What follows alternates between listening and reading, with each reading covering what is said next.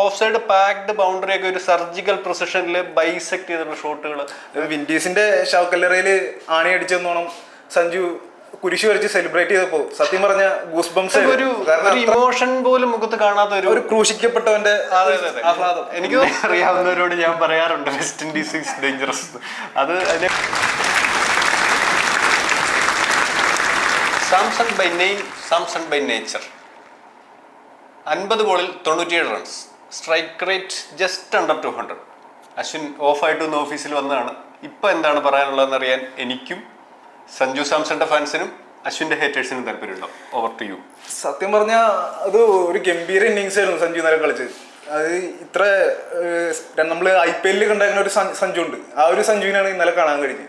സംഭവിച്ചു സത്യം. ഈ ഇതുപോലെ ഒരു ഇന്നിങ്സ് സഞ്ജു കളിച്ചു കാണിച്ചാൽ അത് മലയാളി എന്ന ഓരോ നിമിഷത്തിൽ നമുക്ക് അത്ര എൻജോയബിൾ ആയിരുന്നു.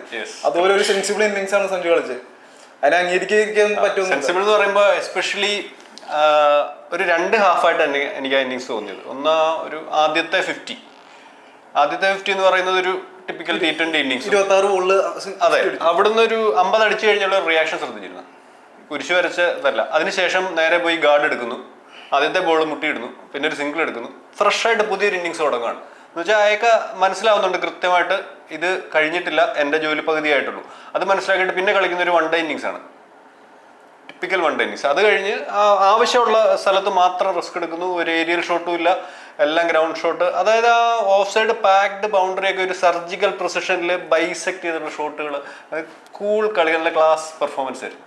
വളരെ സത്യത്തിൽ അശ്വിൻ പറഞ്ഞത് ശരിയാണ്. വളരെ നാൾക്ക് ശേഷമാണ് സഞ്ജുവിന് ഇങ്ങനെ ഇന്നിങ്സ് കാണുന്നത്. അതൊരു സത്യം തന്നെയാണ്.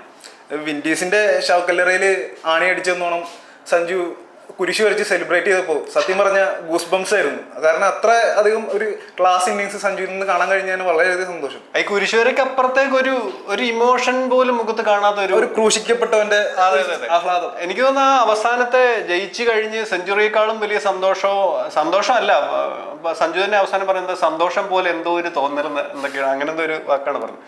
അപ്പൊ അതന്നേരം ആ ഒരു റിവൈവലാണ്. അയാളുടെ അന്താരാഷ്ട്ര കരിയറാണ് അവിടെ രക്ഷപ്പെടുന്നത്. ഇന്ത്യ സെമിയിലെത്തുന്നു, ഇന്ത്യ തോറ്റാൽ പുറത്താണ്. അവിടെ ഇന്ത്യയും ജയിക്കുന്നു, അയാൾ ജയിക്കുന്നു. നിർണായകമായ ഇത്രയും മാനസികമായി ഇത്ര അധികം പ്രഷറുള്ള ഒരു സിറ്റുവേഷനിലാണ്. അതായത് സ്വന്തം കാര്യം, ടീമിന്റെ കാര്യം, അതെന്താ പറഞ്ഞത്, ഒരു ഈ മലവെള്ളപ്പാച്ചിൽ പോലെ പ്രശ്നങ്ങൾ ഉണ്ടാകുമ്പോൾ അതിന് മീതെ തോണി ഇറക്കുന്ന ഒരു ടിപ്പിക്കൽ മലയാളി മൈൻഡ് സെറ്റ്, അങ്ങനെയൊക്കെയാണ് ഇന്നലെ ഇത് കാണുമ്പോൾ തോന്നുന്നത്.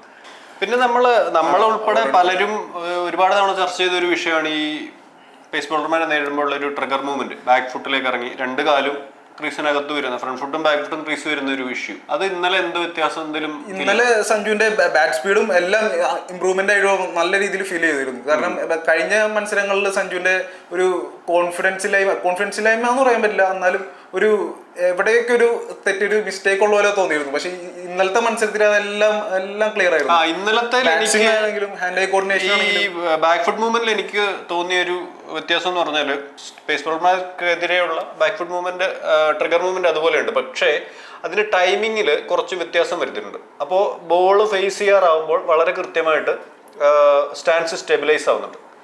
അവിടെയാണ് ആ വ്യത്യാസം. അത് ഇന്ത്യയുടെ ബാറ്റിംഗ് കോച്ചും പിന്നീട് ഇതേ കാര്യം പറഞ്ഞിരുന്നു, സിദ്ധാംശു കോട്ടൊക്കെ പറഞ്ഞിരുന്നു. അതായത് അതിൽ കുറച്ച് വ്യത്യാസങ്ങൾ ഞങ്ങൾ വരുത്തിയിട്ടുണ്ട്, കൂടുതൽ ഡീറ്റെയിൽസ് പറയുന്നില്ല എന്ന് കൂടി പുള്ളി പറഞ്ഞിരുന്നു.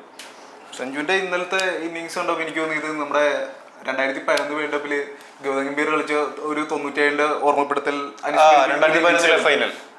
പക്ഷെ അന്ന് അതിനകത്ത് ഗംഭീർ ഒരു 1 man ഷോ ആയിരുന്നില്ല, അതിൽ ധോണി ആയിരുന്നില്ല, എന്നാലും ഗംഭീർ കളിച്ചൊരു നിർണായക ഒരു അതായിരുന്നു. പക്ഷെ ഇന്നലത്തെ ഇന്നിങ്സ് അതിലും വലുതായിട്ട് ഞാൻ കാണും. കാരണം അതിനകത്ത് ഇന്നലെ സെക്കൻഡ് ഹയസ്റ്റ് സ്കോർ എന്ന് പറഞ്ഞാൽ 27 ആണ്. പവർ പ്ലേക്കുള്ളിൽ ഇഷാൻ കിഷനും മറ്റേ അഭിഷേക് ശർമ്മയും പോയി. പിന്നെ ഈ അത് കഴിഞ്ഞൊരു 50 റൺ പാർട്ണർഷിപ്പ് സൂര്യകുമാർ യാദവുമായിട്ട് വരുന്നുണ്ട്. ഈ 50ൽ സൂര്യകുമാർ എടുക്കുന്ന ആകെ 18 റൺസാണ്. സൂര്യകുമാറിന് കാര്യമായിട്ട് തിളങ്ങാൻ കഴിഞ്ഞെങ്കിൽ സഞ്ജുവിന് അവിടെ അതെ, സൂര്യകുമാറിന്റെ ഒരു ക്ലാസ് വെച്ചിട്ട് അയാളെ ഓവർ ഷാഡോ ചെയ്യാന്ന് പറഞ്ഞാൽ അൺകാരക്ടറിസ്റ്റിക് ആണ്. സൂര്യനെ അവിടെ കാഴ്ചക്കാരനാക്കി എടുത്ത് സഞ്ജുവിന്റെ ആകെ സഞ്ജുവിന് ഒരു ഹെൽപ്പ് മറുവശത്ത് നിന്ന് കിട്ടിയെന്ന് പറയാൻ ഉള്ളത് തിലകോർമ്മ പറ്റിയതപ്പോൾ മാത്രമാണ്. 27 തിലകോർമ്മ എടുത്ത്. പിന്നെ അവസാനം ഓഫ്കോഴ്സ് ശിവം ദുബെ വന്നു, 2 4 അടിച്ചപ്പോൾ കുറച്ച് കാര്യങ്ങൾ കാമായി. പക്ഷെ പിന്നെ ആകെ 6 ബോളിൽ 7 റൺ വേണ്ടത് 2 ബോളിൽ സഞ്ജു പരിപാടി തീർക്കുകയാണ്. ഈ പണ്ട് ധോണിയൊക്കെ ചെയ്തിരുന്ന പോലെ taking it to deep finish. അതെ, ആ ഒരു സംഭവം വളരെ ക്ലീൻ ആയിരുന്നു. പിന്നെ വെസ്റ്റ് ഇൻഡീസിന്റെ തുറുപ്പ് ചീട്ടെന്ന് അശ്വിൻ കഴിഞ്ഞ ദിവസം വിശേഷിപ്പിച്ച ഒരു ബോളർ ഉണ്ടായിരുന്നു, ഓർമ്മയുണ്ടോ? അതെ, മോത്തി ഇന്നലെ വെൽക്കം ചെയ്ത രീതി കണ്ടോ? മോത്തിയെ നെർവസ് ആക്കുന്ന പോലത്തെ ഒരു ബൗണ്ടറി ഇൻഫീൽഡിന് മുകളിൽ കൂടി വളരെ, അതായതൊക്കെ അളന്നു മുറിച്ച പോലെ ഗ്യാപ്പിൽ എല്ലാം കണക്കൂട്ടിയായിരുന്നു. അതെ, പെർഫെക്റ്റ് കളിയായിരുന്നു. ആകെ 4 സിക്സേ പോയുള്ളൂ. ആ 4ഉം 6 പോകുന്ന ഉറപ്പുള്ള ഷോട്ടുകൾ മാത്രം, എല്ലാം ക്ലീൻ ഹിറ്റുകളായിരുന്നു. പിന്നെ നമ്മൾ പലപ്പോഴായിട്ട് പറഞ്ഞിട്ടുള്ള ഈ പിന്നെ സ്ലോ ബോൾ റീഡ് ചെയ്യുന്ന പ്രശ്നത്തും അത് ഇന്നലെ ഒരു തവണ അനുഭവപ്പെട്ടു. ഒരു ബൗണ്ടറി അത് എഡ്ജെടുത്ത് പോയി. അത് പിന്നെ ഇന്നലെ സഞ്ജുവിന്റെ ദിവസമായിരുന്നു. ആ ഒരു ലക്ക്, അത്രയും ലക്ക് എല്ലാവർക്കും വേണം, അത് ആവശ്യമാണ്. കാരണം അത് എവിടെയും പോവാന്ന് പരിഹരിക്കാവുന്നുള്ളൂ. മത്സരങ്ങളിൽ സഞ്ജു അങ്ങനെ കളിക്കുന്നത് തന്നെ പ്രതീക്ഷിക്കാം. പിന്നെ ഉള്ളത് ഞാൻ ഇന്നലെ ഫുള്ള് കണ്ടിട്ട് എനിക്ക് ആകെ 2 ബോളെ മിസ്സായതായിട്ട് കണ്ടുള്ളൂ. ഒന്നാം ഫസ്റ്റ് ബോള് മാത്യു ഫോർഡിന്റെ ഒരു ഷാർപ്പ് ഇൻകട്ടർ, പിന്നെ ഒരു ഔട്ട് സിംഗർ. ഈ 2 മിസ് ചെയ്ത് കണ്ടത്. പക്ഷെ അത് ഏത് ബാറ്റ്സ്മാൻമാർക്കും പറ്റാവുന്നതല്ല. സാധാരണ നാച്ചുറൽ ശൈലിയുള്ള ഗെയിം ആയിരുന്നില്ല, എല്ലാ ബോളും അടിക്കാന്നുള്ള തുടക്കത്തിലായിരുന്നു. പിന്നീട് പക്ഷെ അത് മാറി കളിച്ചു. കോഹ്ലിക്ക് പോലും ഇതുപോലെ ചേസിംഗില് ഇങ്ങനെ അടിക്കാൻ പറ്റിയിട്ടില്ല. ഇന്ത്യയുടെ T20 വേൾഡ് കപ്പിന്റെ ചരിത്രത്തിൽ ഇന്ത്യയുടെ ഹയസ്റ്റ് ചേസ് ആണിത്. ചേസ് ചെയ്യുമ്പോൾ ഒരു ഇന്ത്യൻ ബാറ്ററുടെ T20 വേൾഡ് കപ്പിലെ ഹയസ്റ്റ് സ്കോറാണ്. കോഹ്ലിയുടെ റെക്കോർഡാണ് ഇപ്പൊ സഞ്ജു മറികടന്നിരിക്കുന്നത്. അത് മലയാളി എന്ന ഇന്ത്യക്കാരൻ എന്ന നിലയിലും ഒരുപാട് അഭിനയിക്കാവുന്ന നിമിഷമാണ്. അതെ, ഈ ഒരു ഇന്നിങ്സിന്റെ ഒരു പ്രത്യേകത വെച്ചിട്ട് എനിക്ക് തോന്നുന്നത് ഈ വൺ ഡേക്ക് പറ്റിയൊരു പ്ലെയർ ആണെന്ന് സഞ്ജു ഒരിക്കൽ കൂടി പ്രൂവ് ചെയ്യുന്നുണ്ട് ഇതിനകത്ത്.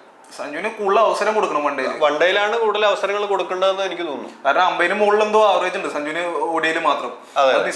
ഡൊമസ്റ്റിക് ക്രിക്കറ്റില് റെക്കോർഡ്സ് മോശമാണ്, പക്ഷെ ഇന്ത്യക്ക് കിട്ടിയ അവസരങ്ങളിൽ വൺ ഡേ ബെറ്റർ ആയിട്ട് കളിച്ചിട്ടുണ്ട്. ഇന്നലത്തെ ആ ഇന്നിങ്സിന്റെ സ്വഭാവം, അതായത് ആ ടെമ്പറമെന്റ്, പേഷ്യൻസ് ഒക്കെ ഒരു വൺ ഡേ ഇന്നിങ്സിന് പറ്റിയ ഒരു രീതിയായിരുന്നു.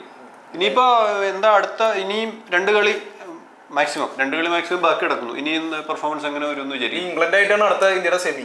അതെ, അപ്പൊ ഇംഗ്ലണ്ട് ആയിട്ട് ഇനി വരുമ്പോ ഈ ജോഫ്ര ആർച്ചർ ഉണ്ടാവും, ആദിൽ റഷീദ് ഉണ്ടാവും. അങ്ങനെ ജോഫ്ര ആർച്ചറിന്റെ കാര്യം പറയുന്നത് സ്പീഡ് കൊണ്ടാണ്. ഇപ്പൊ നമ്മൾ സ്പീഡിന്റെ ദൗർബല്യത്തെ കുറിച്ച് പറഞ്ഞു. ഇപ്പൊ വെസ്റ്റ് ഇൻഡീസിലെ നിലവിലുള്ള ഫാസ്റ്റസ്റ്റ് ബോളറാണ് ഷമർ ജോസഫിൻ ഒരു ഭീഷണിയായിരുന്നില്ല ഇന്നലെ സഞ്ജുവിനില്ല. അത് ഫോമിലായി കഴിഞ്ഞാൽ പിന്നെ അതൊന്നൊരു വിഷയമാവുമെന്ന് എനിക്ക് തോന്നുന്നില്ല. പിന്നെ എല്ലാവരും എല്ലാ കളിയും കളിച്ചോളണമെന്നില്ല. അടുത്ത കളിയും സഞ്ജു മികച്ച പെർഫോമൻസ് കാഴ്ചവെക്കുന്ന പ്രതീക്ഷ. അതെ, അടുത്ത കളിയിലല്ല, അടുത്ത 2 കളികളിൽ ബാറ്റ്സ്മാൻമാർ വിചാരിച്ചാൽ ചിലപ്പോൾ ഒരു കളി ജയിപ്പിക്കാൻ പറ്റും. പക്ഷെ ഒരു ടൂർണമെന്റ് ജയിക്കണമെങ്കിൽ അതിന് ബോളർമാരുടെ പെർഫോമൻസ് വേണമെന്നാണ്. ഇന്നലത്തെ മത്സരത്തിൽ പക്ഷേ ആ ബോളർമാർ അത്ര മികച്ച ഇന്നലത്തെ നല്ല ടൂർണമെന്റിലുടനീളം ഇന്ത്യൻ ബോളിംഗ് ദൗർബല്യങ്ങൾ പുറത്തു വരുന്നുണ്ട്. ഹർഷദീപ് സിംഗിന് പഴയ പോലെ വിക്കറ്റ് വീഴ്ത്താൻ കഴിയുന്നില്ല. പിന്നെ ബുംറ പിന്നെ കൺസിസ്റ്റൻസി ഒരു പ്രശ്നമുണ്ട്. അല്ല, വരുൺ ചക്രവർത്തി ഇന്നലെ വിക്കറ്റ് വീഴ്ത്തി, പക്ഷെ അവസാന ഓവറുകളിൽ റൺസ് വിട്ടു കൊടുത്തു. അപ്പൊ ഇങ്ങനെ ഓരോ പ്രശ്നങ്ങൾ അവിടെ അഡ്രസ് ചെയ്യുന്നുണ്ട്. ഇന്നലെ അക്ഷർ പട്ടേലിനെ പവർ പ്ലേക്ക് അകത്ത് റീക്കേണ്ടി വന്നു, എന്നിട്ടും വിക്കറ്റ് വീഴ്ത്താൻ കഴിഞ്ഞില്ല. ഹാർദിക് പാണ്ഡ്യക്ക് ഇന്നലെ അടി വാങ്ങി ആദ്യം. അപ്പൊ ഇങ്ങനെ ഒരു പ്രശ്നം ഇത് സോൾവ് ചെയ്യാണ്ട് ഇംഗ്ലണ്ടിനെ പോലൊരു ടീമിനെ ഫേസ് ചെയ്യുമ്പോൾ അതൊരു ഭീഷണി തന്നെയാണ്. പിന്നെ കഴിഞ്ഞ വീഡിയോ അശ്വിൻ തുടങ്ങിയ ഒരു സെന്റൻസ് ഉണ്ട്, ഓർമ്മയുണ്ടോ? എന്നെ അറിയാവുന്നവരോട് ഞാൻ പറയാറുണ്ട് വെസ്റ്റ് ഇൻഡീസ് ഈസ് ഡേഞ്ചറസ്. അതിനെ കുറിച്ചും കൂടി പറഞ്ഞ് നമുക്ക് ഇത് അവസാനിപ്പിക്കാം. ക്രിക്കറ്റ് ലൈഫ് പോലെ തന്നെ അൺപ്രഡിക്റ്റബിൾ അല്ലേ? നമുക്ക് ഇതുപോലെ തോൽവിയും ചെയ്യൊക്കെ ഉണ്ടാവും. നമുക്ക് ഇനി നമ്മ ഇന്ത്യയോടൊപ്പം വേറെ ഇതുപോലെ വെസ്റ്റ് ഇൻഡീസ് നല്ല കളിയല്ലേ കാഴ്ചവെച്ച്, നല്ല പെർഫോമൻസ്. ഇന്നലെ വെസ്റ്റ് ഇൻഡീസ് മോശം ടീമൊന്നും ആയിരുന്നില്ല. ഇന്നലെ സഞ്ജു സാംസൺ ആയിരുന്നു ആ ടീമുകൾ തമ്മിലുള്ള വ്യത്യാസം. ഇത് ഇന്ത്യ വെസ്റ്റ് ഇൻഡീസിനെ തോപ്പിച്ചതിനുപരി സഞ്ജു വെസ്റ്റ് ഇൻഡീസിനെ തോപ്പിച്ചു എന്ന് പറയുന്നതാണ് ശരി.